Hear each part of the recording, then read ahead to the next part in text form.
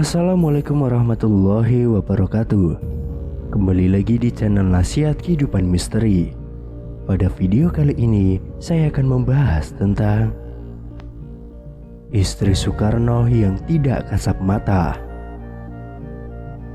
Sudah bukan menjadi rahasia lagi, tetapi sudah menjadi perbincangan publik.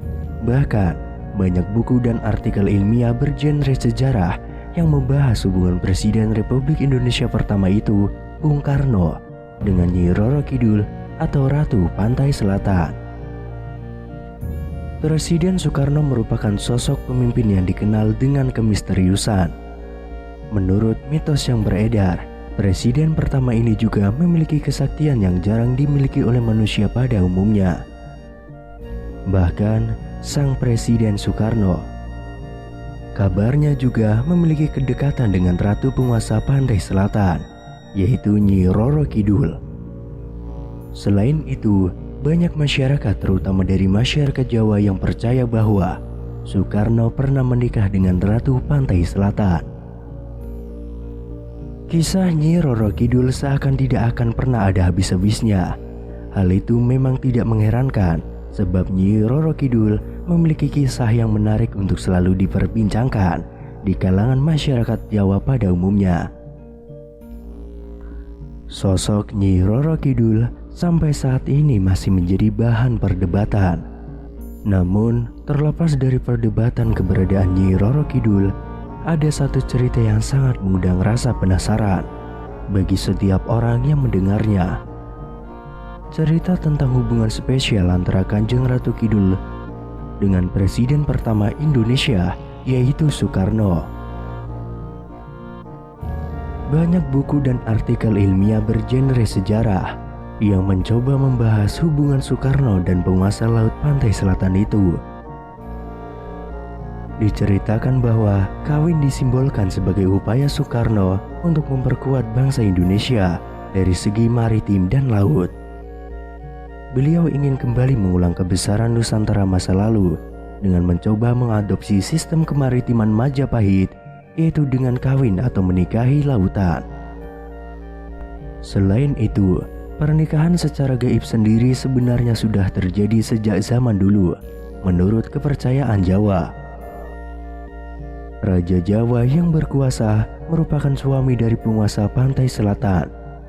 Pernikahan itu terjadi ketika diadakan perjanjian antara Panembahan Senopati dengan Kanjeng Ratu Kidul.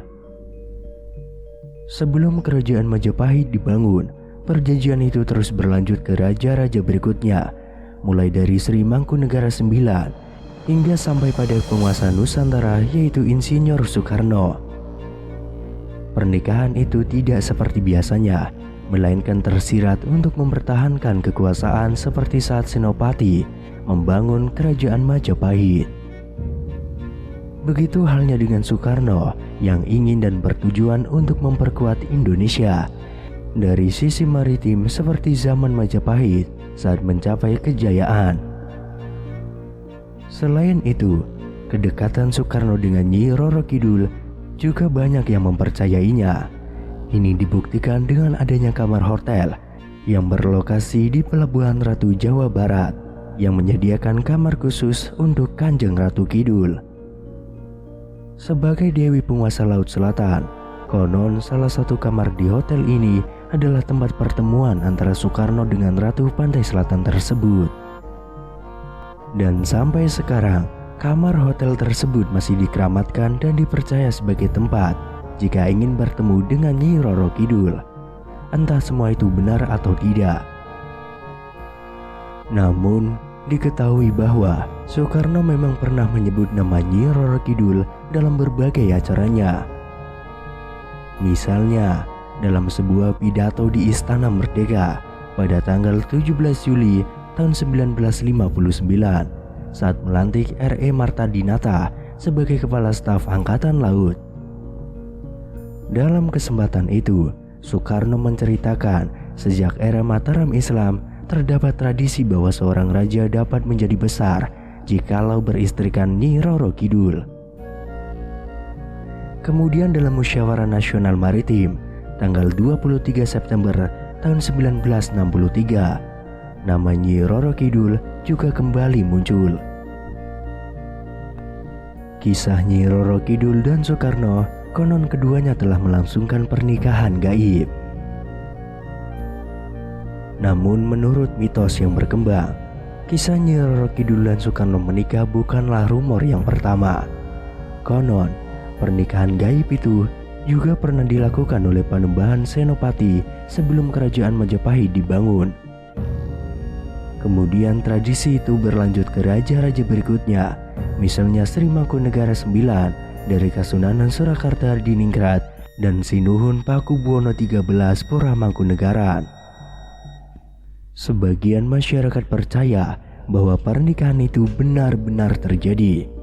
Namun, ada juga yang percaya bahwa pernikahan tersebut hanyalah sebuah simbolik yang menandakan sebagai pemimpin harus mempertahankan kekuasaannya atas lautan. Seperti yang semua orang tahu, Nyi Roro Kidul adalah sesosok roh atau dewi legendaris Indonesia yang sangat populer di kalangan masyarakat Pulau Jawa dan Bali, bahkan Sumatera. Tokoh ini dikenal sebagai Ratu Laut Selatan atau Samudra Hindia dan secara umum disamakan dengan Kanjeng Ratu Kidul. Meskipun menurut beberapa kalangan, sebenarnya sosok Nyi Roro Kidul dan Kanjeng Ratu Kidul merupakan berbeda. Dalam mitologi Jawa, Kanjeng Ratu Kidul merupakan ciptaan dari Dewa Kaping Telu yang mengisi alam kehidupan sebagai Dewi Padi atau Dewi Sri dan Dewi alam yang lainnya. Sedangkan Nyi Roro Kidul mulanya merupakan putri kerajaan Sunda yang diusir ayahnya karena ulah ibu tirinya. Dalam perkembangannya, masyarakat cenderung menyamakan Nyi Roro Kidul dengan Kanjeng Ratu Kidul. Meskipun dalam kepercayaan kejawen, Nyi Roro Kidul adalah bawahan setia dari Kanjeng Ratu Kidul. Kedudukan Nyi Roro Kidul sebagai Ratu Lelembut di tanah Jawa menjadi motif populer dalam cerita rakyat dan mitologi. Masyarakat Sunda mengenal legenda mengenai penguasa spiritual kawasan Laut Selatan dan Jawa Barat yang berwujud perempuan cantik yang disebut Nyi Roro Kidul. Legenda yang berasal dari kerajaan Sunda Pajajaran berumur lebih tua dari kerajaan Mataram Islam dari abad ke-16. Meskipun demikian, penelitian antropologi dan kultur masyarakat Jawa dan Sunda mengarahkan bahwa legenda Ratu Laut Selatan Jawa kemungkinan berasal dari kepercayaan animistik prasejarah yang jauh lebih tua lagi.